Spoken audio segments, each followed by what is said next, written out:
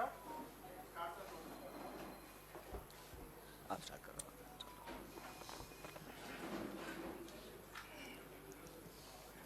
नमस्कार दोस्तों। नमस्कार दोस्तों।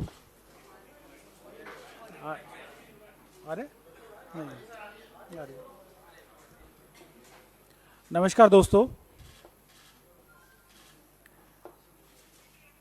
हमारे बीच में कांग्रेस वर्किंग कमेटी के मेंबर और पूर्व उप मुख्यमंत्री श्री सचिन पायलट जी हैं। मैं उनको कहूँगा कि आपको संबोधित करेंगे। मैं उनका सबसे पहले स्वागत करता हूं और वो आपको संबोधित करेंगे। थैंक यू, बहुत बहुत शुक्रिया। साथियों, आज राजस्थान में जो घटनाक्रम हुआ वो आप सब ने देखा और आप सब इस बात को जानते हो कि राजस्थान में आज से 29 दिन के बाद चुनाव है विधानसभा के। विधानसभा का चुनाव घोषित हो चुका है। आचार संहिता राजस्थान में और अन्य राज्यों में लग चुकी है और आज ही के दिन भारत सरकार की जो एजेंसीज हैं उन्होंने जो कार्रवाई करी है जयपुर में और अन्य शहरों के अंदर, उन कार्रवाइयों की जो टाइमिंग है, जो उद्देश्य है और जो इंटेंट है वो पूर्ण रूप से संदिग्ध है। और ये मैं इसलिए कह रहा हूं कि जो एजेंसीज भारत सरकार की हैं उनका दुरुपयोग लगातार हो रहा है, ये अब जग जाहिर हो चुका है। लेकिन चुनाव संध्या से ठीक पूर्व, ठीक इलेक्शन से पहले जिस प्रकार से एजेंसीज को राजस्थान में छोड़ा गया है, कांग्रेस पार्टी के नेताओं को भयभीत करने के लिए, आतंकित करने के लिए, देश और प्रदेश इस बात को बहुत गंभीरता से देख रहे हैं। कांग्रेस पार्टी करप्शन के खिलाफ है, भ्रष्टाचार के खिलाफ है। अगर कोई भी निष्पक्ष जांच होती है और कोई सबूत प्रमाण के साथ संदिग्ध पाया जाता है, उस पर कार्रवाई हो, इसके पक्ष में हम लोग हैं। लेकिन इलेक्शन में अपनी हार देखते हुए अगर भारत सरकार इस बात को समझ गई है कि वहां बीजेपी चुनाव हार रही है और फिर नेताओं को स्पेसिफिकली टारगेट कर कर बिना सबूत और तथ्य के कांग्रेस पार्टी के अध्यक्ष को जिस प्रकार से उनके अगर रेड डाली गई, उनको कोई समन नहीं, कोई बुलावा नहीं, कोई सबूत नहीं, और इस प्रकार की जो रेड डाली गई है वो सिर्फ एक संकेत देने के लिए दी गई है, मैसेज देने के लिए दी गई है कि अगर हम पॉलिटिकली कमजोर पड़ेंगे तो हमारा साथ देने के लिए नाना प्रकार की जो एजेंसीज भारत सरकार की हैं, चाहे वो सीबीआई है, ईडी है, इनकम टैक्स है, उनका हम दुरुपयोग करेंगे और लोगों के अंदर एक तरह का भय पैदा करने की हम कोशिश करेंगे। इसका कांग्रेस पार्टी पूरी तरह से विरोध करती है और मैं समझता हूं कि लोकतंत्र में पॉलिटिकल पार्टीज को अपने विजन, अपने मैनिफेस्टो, अपनी विचारधारा, अपने नेताओं के दम के ऊपर चुनाव लड़ना चाहिए। भारतीय जनता पार्टी सभी 5 राज्यों में फिलहाल पीछे चल रही है और मैं ऐसा मानता हूं कि जो आज की कार्रवाई है वो इस बात का स्पष्ट संकेत है। जहां तक मुख्यमंत्री जी के बेटे वैभव गहलोत को जो समन दिया गया है वो भी आप जानते हैं। उन्होंने खुद कहा, वैभव ने, कि ये 12 साल पुराना कोई प्रकरण था और पोलिंग डेट अनाउंस होने के बाद अचानक से समन भेजा जाना, सब लोग समझते हैं कि इसके पीछे क्या सोच हो सकती है। मैं फिर रिपीट करना चाहता हूं, करप्शन के खिलाफ, गलत काम करने वालों के खिलाफ हम सब लोग हैं, लेकिन कार्रवाई करती है ईडी और जवाब दे रही है बीजेपी। एक्शन एनफोर्समेंट डायरेक्टरेट ले रहा है और बीजेपी उसकी सफाई दे रही है, स्पष्टीकरण दे रही है। यह समझ से परे है। तो एक पॉलिटिकल वेपन की तरह एजेंसीज को इस्तेमाल करना, यह लोकतंत्र के लिए बहुत ही नकारात्मक संकेत है। हम सबको प्रेरणा लेनी चाहिए, मैं समझता हूं, राहुल गांधी जी से। उनके ऊपर भी नाना प्रकार के केस थोपे गए, ईडी ने कई बार उनको बुलाया, हर बार वो पेश हुए, अपनी बात को रखा। इसलिए कांग्रेस के नेताओं कार्यकर्ताओं को डरने की कोई ज़रूरत नहीं है। हम लोग ये चुनाव मजबूती से लड़ेंगे और चुनाव जीतेंगे। तो ये जो कोशिश की गई है आज के दिन कि चुनाव से ठीक पहले जब मॉडल कोड ऑफ कंडक्ट लगा हुआ है तब आप इस प्रकार की कार्रवाई कर रहे हैं, तो ये बात सब लोग समझ रहे हैं कि कार्रवाई क्यों करनी पड़ रही है। अगर वो चुनाव जीत रहे होते, बहुमत की तरफ बढ़ रहे होते, तो शायद इस प्रकार की कार्रवाई होती। तो जो टाइमिंग है, जो इंटेंट है, जो ऑब्जेक्टिव है, वो संदिग्ध है, सस्पिशियस है। और ये पहली बार नहीं हो रहा है कि इलेक्शन गोइंग स्टेट के अंदर इस प्रकार की कार्रवाई की जा रही है। जो टॉप लीडर्स हैं उनको टारगेट किया जाता है, स्पेसिफिकली टारगेट किया जाता है। और जब चुनाव खत्म हो जाता है तो वो खबरें जब सुर्खियों से हट जाती हैं तो उसका कुछ अता पता रहता नहीं, उन केसेस का, उन आरोपों का, उन छापों का, उन नोटिस का, उन समन्स का। तो पॉलिटिकल टूल की तरह इसको इस्तेमाल किया जा रहा है। इस बात को जनता भी देख रही है, राजस्थान की और देश की भी। इसलिए जब जब मैं समझता हूँ रूलिंग डिस्पेंसेशन जो दिल्ली में है, जब अपने आप को कमज़ोर पाती है तो इस प्रकार की एजेंसीज का वो पूरा सहायता लेकर अपना हित साधने में लग जाती हैं। ये एक बहुत गलत परंपरा है। ये लोकतंत्र के लिए, जैसा मैंने पहले कहा, एक अच्छा संकेत नहीं है। और जैसा मैंने कहा कि आज जो हुआ है उसको पूरा प्रदेश देख रहा है, इलेक्शन गोइंग स्टेट है। राजस्थान के अंदर जब जब करप्शन के इश्यूज आए उस पर कार्रवाई करने की मांग पहले भी होती, आज भी होती आई है।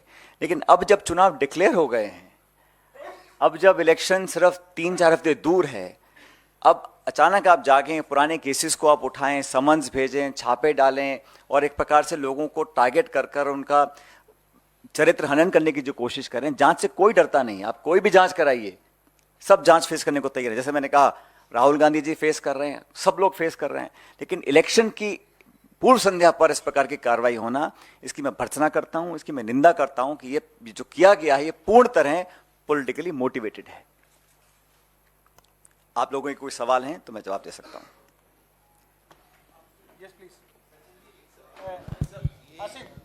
पेपर लीक मामले ईडी ये कार्रवाई कर, और जहां तक याद है मुझे, पेपर लीक मामले में राजस्थान के छात्रों के भविष्य के साथ खिलवाड़ हुआ है।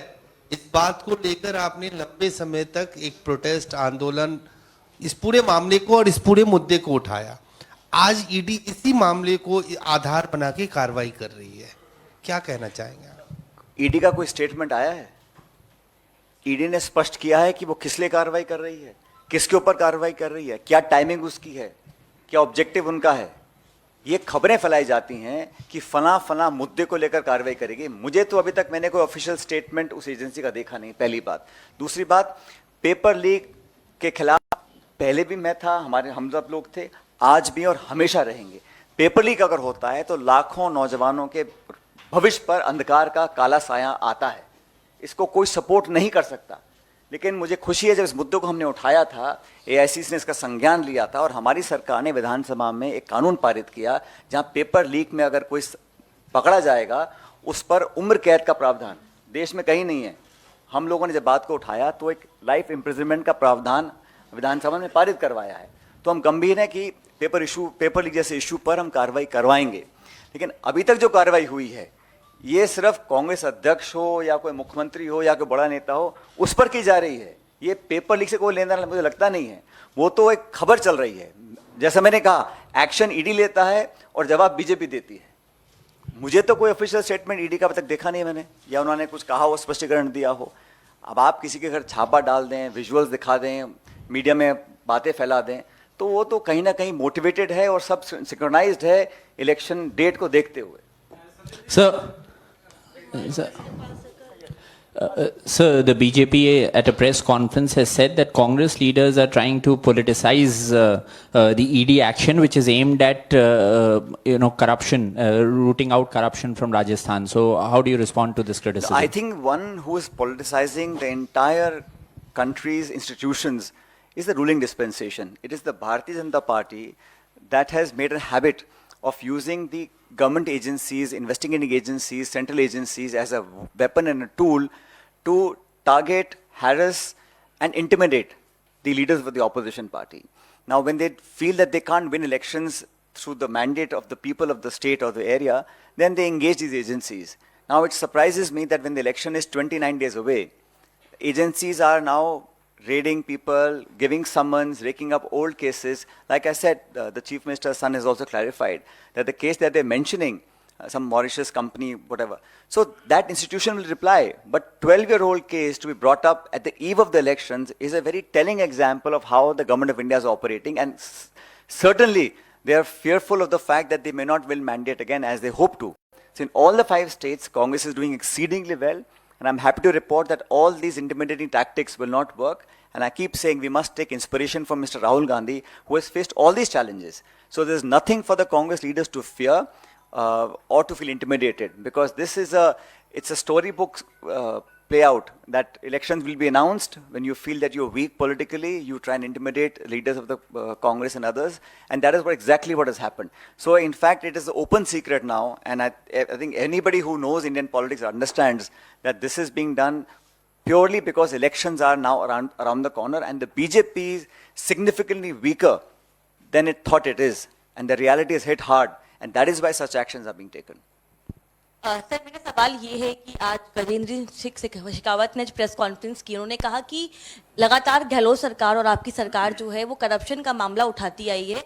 जब आज उन्हीं पे जांच हो रही है तो आपकी सरकार डरी हुई है, आपके मंत्री डरे हुए हैं, इसीलिए आप इस तरह का विरोध कर रहे हैं। तो आपकी क्या प्रतिक्रिया है? भारत सरकार 5 साल से सो रही थी। भारत सरकार को 4 साल 11 महीने तक कभी संज्ञान में नहीं लिया, कभी उनको याद नहीं आई, कभी कार्रवाई की सोची नहीं। जब चुनाव घोषित हो गए, आचार संहिता लागू हो गई है, चुनाव मतदान की तारीख सामने आ गई है, तब जाके आप कह रहे हैं हम एक्शन ले रहे हैं। बिना प्रमाण के लोगों को आतंकित करना, ये तो एक तरह का जंगल राज हो जाएगा ना। आप सबूत नहीं है, प्रमाण नहीं है, आप लोगों के घरों पर छापा डालेंगे, उनको डराने धमकाने की कोशिश करेंगे इस आड़ में कि हम करप्शन के खिलाफ कार्रवाई कर रहे हैं। ये शुद्ध रूप से राजनीति से प्रेरित है। ये देश भी देख रहा है, जनता भी देख रही है, मैं उम्मीद करता हूं आप लोग भी देख रहे होंगे। सचिन जी, इधर से ब्रह्म प्रकाश जी न्यूज़ से मेरा सवाल है कि कुछ दिन पहले अशोक गहलोत जी भी यहाँ आए थे, प्रेस कॉन्फ्रेंस की थी, तो उन्होंने एक बात कही थी कि हालांकि टिकट डिस्ट्रीब्यूशन को उन्होंने कहा कि सब कुछ ऑल इज वेल है, लेकिन आप क्या मानते हैं जिस तरह से उन्होंने कहा कि कांग्रेस में जो उम्मीदवार बनता है मुख्यमंत्री का, वो मुख्यमंत्री कभी नहीं बन पाता है, और मैं मुख्यमंत्री की कुर्सी छोड़ना चाहता हूं लेकिन ये कुर्सी मुझे नहीं छोड़ रही, शायद छोड़ेगी भी नहीं। आपकी प्रतिक्रिया?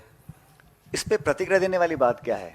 उन्होंने जो बोला वो उनके बहुत दशकों का अनुभव है, अनुभव के आधार पे बोला होगा।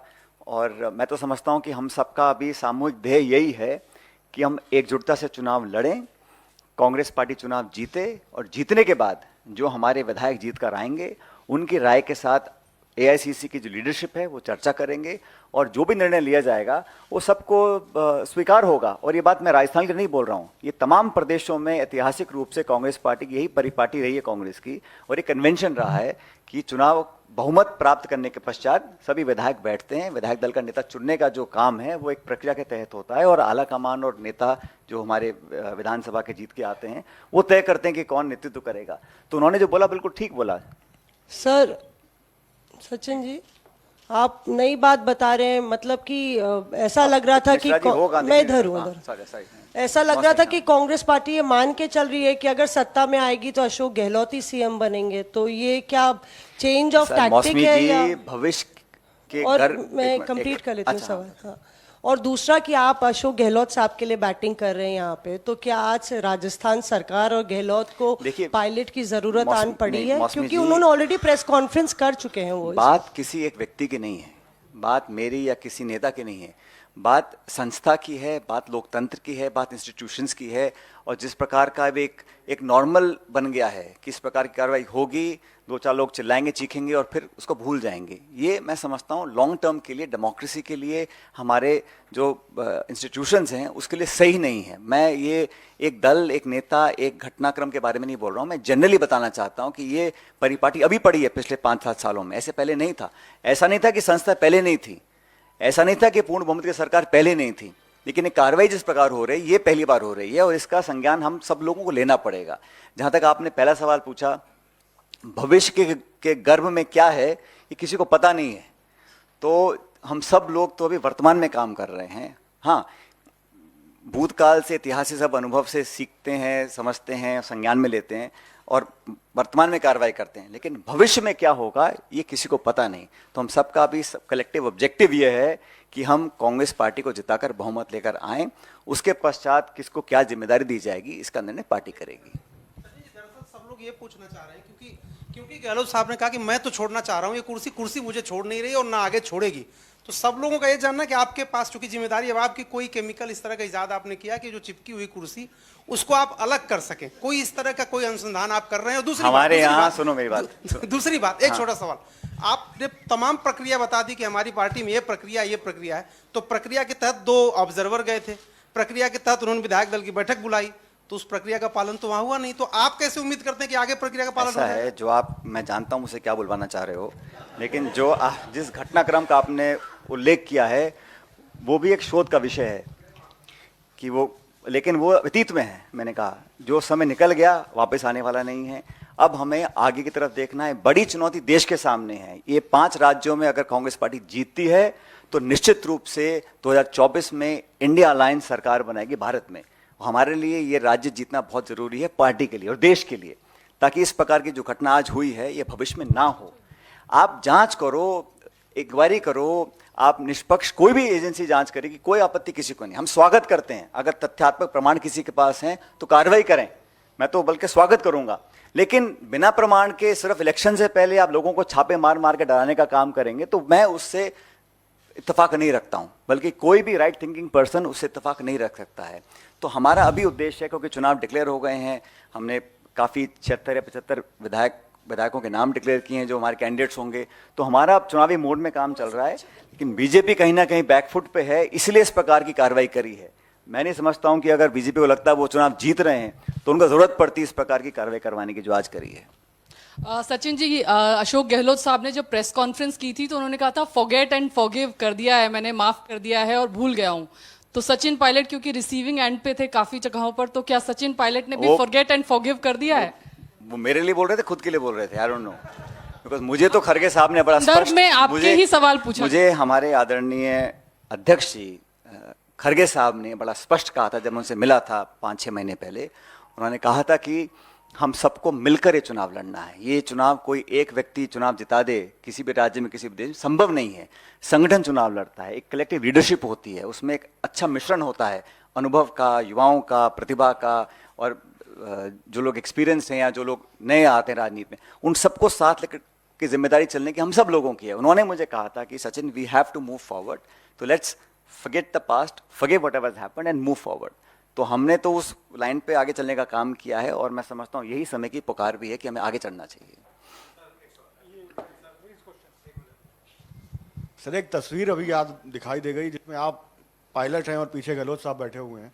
तो अब आपने कहा पिछली बातें भूल जाते हैं, तो पिछली बार आप मोटरसाइकिल में तो पायलट थे, सरकार के पायलट गहलोत साहब बन गए, तो अगली बार पायलट बनने की कोई तैयारी है? ऐसा है, जिस आप जो फोटो दिखा रहे हैं वो फोटो काफ़ी पुराना हो चुका है। अब नए नए यातायात के साधन आ गए हैं। वो एक मोटरसाइकिल थी, अब इलेक्ट्रिक गाड़ी भी आ गई है, अब हाइब्रिड मॉडल भी आ गया, अब सब तरह के मॉडल हैं। और जैसा मैंने कहा, ये जो चर्चा कुर्सी की होती है ना, कुर्सी से चिपकने की, कुर्सी पाने की, ये चर्चा आज महत्वपूर्ण नहीं है। आज देश एक बहुत नाजुक मोड़ पे खड़ा है और सबको चुनौती है, इसलिए हम सब चुनाव जीतें, बहुमत प्राप्त करें, उसके बाद किसको क्या जिम्मेदारी देनी है इसका पार्टी निर्णय करेगी। और कौन बैठेगा मोटरसाइकिल में, कौन बैठेगा कॉकपिट में, इसका निर्णय पार्टी करेगी।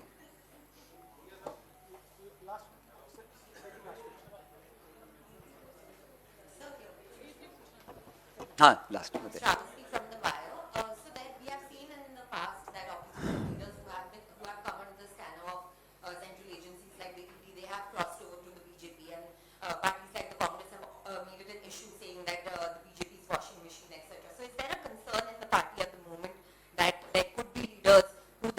in touch with, and is there a concern about an Operation Lotus in Rajasthan at the moment? You see, now the elections are so close.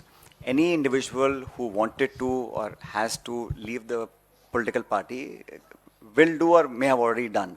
I don't think these actions are going to now have a fallout where people will either leave or join parties. Before every election, some individuals leave the party, some join the party. It's a very natural thing that happens almost every state and every election. I don't give it too much credence.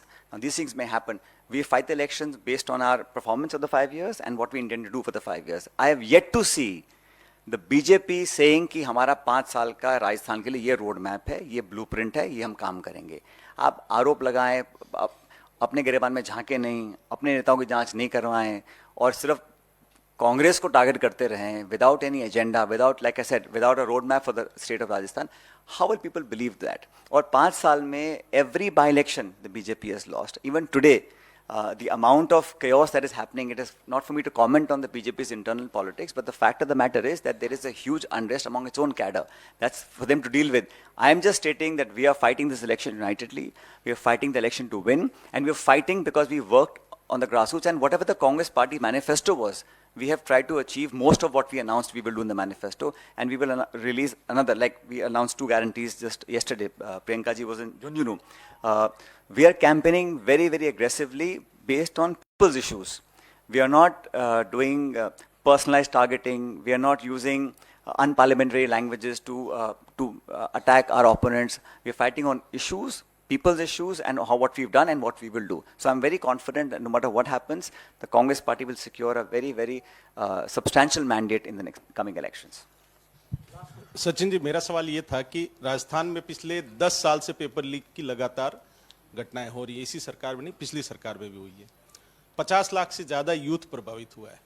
उस 50 lakh youth को आप क्या संदेश देना चाहेंगे आज, क्योंकि चुनाव है सामने? चुनाव के बाद क्या कोई ऐसा एश्योरेंस देंगे आप?